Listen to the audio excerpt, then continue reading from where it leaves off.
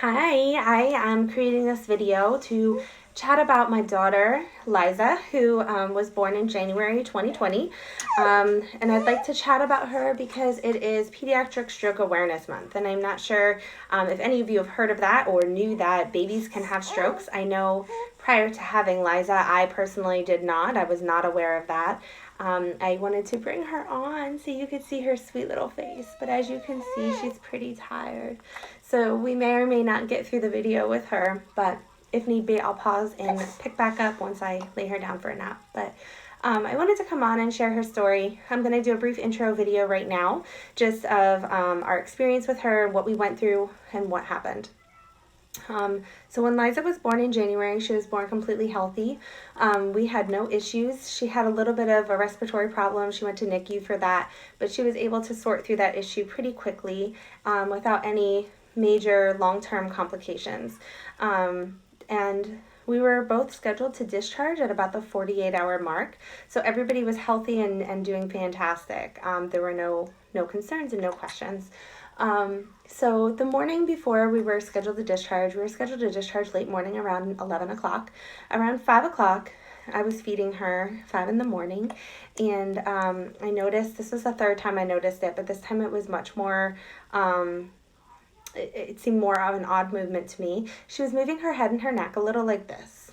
So just kind of moving in that rhythmic motion. The first two times I noticed a movement, the first was her arm was moving. She had been moving her left arm, and it was a real simple movement. I will show you in another movie just because I'm holding her. But it was just like she was bending her elbow in and out from her chest. And it didn't look like a crazy movement. She's a baby. Babies move all the time. It wasn't something that I was alarmed by at all.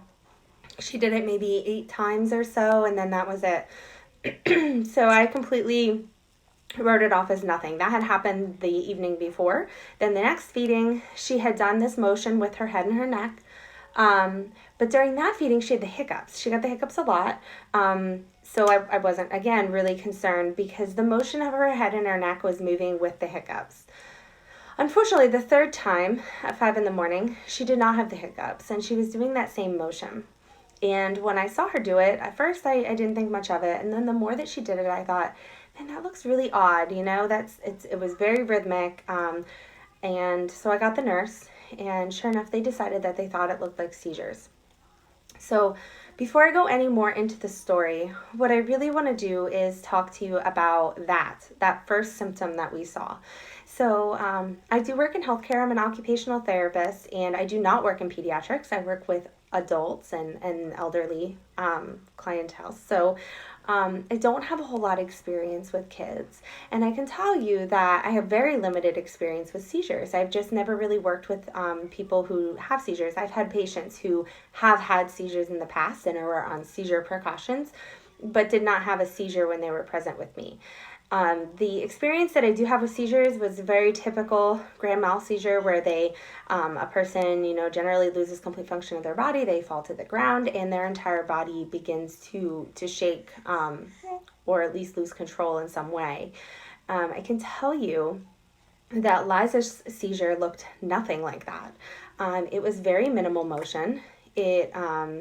She really seemed fine. She was eating at the time, and she continued to feed through it, and I never would have thought that was a seizure. I knew something looked off, but seizure was not even remotely close to what I was thinking when I saw the motion when I got the nurse. So what is important about this story is that we found out later, and I'll get more into the details on that in another video, but we found out later after several days of testing that she did indeed have a stroke, and that was what was causing the seizures. The seizures were her only symptom at that point of having a stroke. So why am I sharing this? I'm sharing this because it is Pediatric Stroke Awareness Month, and what I have found out since that happened with Liza is that many cases of pediatric stroke and infant strokes go undiagnosed. These kids will go into childhood, so they may even develop normally through their time as a baby, but then as they get into childhood, you start noticing some more developmental delays, could be cognitive delays, could be motor delays, maybe walking or coordination, and problem solving, that sort of stuff becomes an issue as they get a little older. So I think that it's really important because what happens is they're older and then they go to the doctor, they can't figure out what's wrong. They get misdiagnosed with other things. They could even be much later in life. There are people that are, in their 40s, 50s, and they go in for an MRI for some other reason. Maybe they have migraines or whatever the case might be. They go in for imaging, and that's when they find out they had a stroke. They see this big black area in their brain, and when they see that, they realize, oh, this is an old stroke. This is a history of a stroke. And what happened was they had that stroke and it was completely undiagnosed and misdiagnosed their entire life because there was no need to really do the testing for that.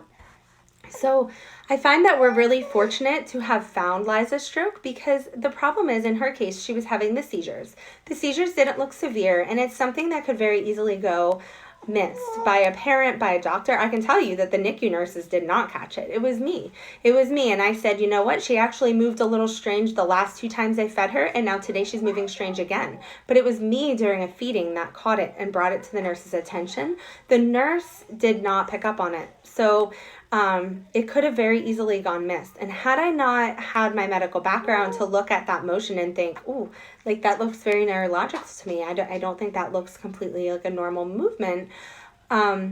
She may have gone undiagnosed as well. The problem with being undiagnosed at that point is that her seizures would have continued. And some seizures can be very benign and not affect the brain significantly, but there are seizures that can cause, that repetitive seizure activity can cause brain damage over the length of time.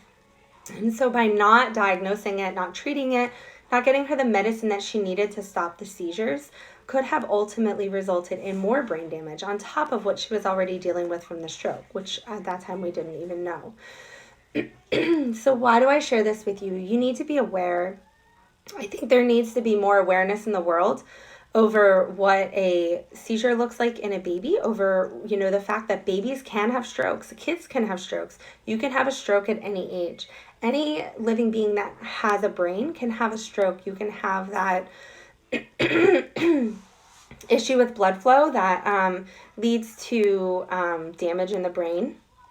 And there's different types of strokes, which I'm not going to get into, but at the end of the day, anybody at any age can have a stroke. And that's what's opened my eyes to this so much, is that, it is something that can be so common. And at the end of the day also, a stroke is a brain injury. So it's something that is going to require intervention. It's going to require rehab, and that's a whole other story that I'm going to cover another day also, because the story is so in depth. And we've been having to advocate in things to get rehab and to be able to get insurance to cover for her to have the therapies that she needs, and it's not really fair. It's not a fair world to get that. Our insurance allows a very minimal amount of therapy visits, and it's nowhere near what she would require if she develops some of the more severe symptoms. So at this point, I'm going to pause this and I'm going to pick up another day. But this is our intro story. So again, this is Miss Liza, and she's doing fantastic, I may add. She is now 3.5 months old. Say hi. She's a little grouchy and tired right now. She's ready for her morning nap. Say hi. But she is doing really great. She has blown us away. They had predicted that she would have no use of the left side of her body, and that we would be in the hospital for months with feeding issues and needing to work through a lot of different things. And she blew everybody away. She did fantastic. We did have some hiccups in our journey where she started to, after we had the seizures under control, she started to have seizures again. So she is currently on 2 medications, which doesn't throw me as a parent to have my little baby on medications. But you know what? If at the end of the day it's stopping those seizures and keeping her healthy, keeping her brain safe, then that's what we need to do. So that's the beginning of Liza's story and the beginning of my journey and sharing with you for the month. And I hope that you guys enjoyed listening, and I'll be back on tomorrow with another video. I hope that you guys have a fantastic day. Thank you for listening.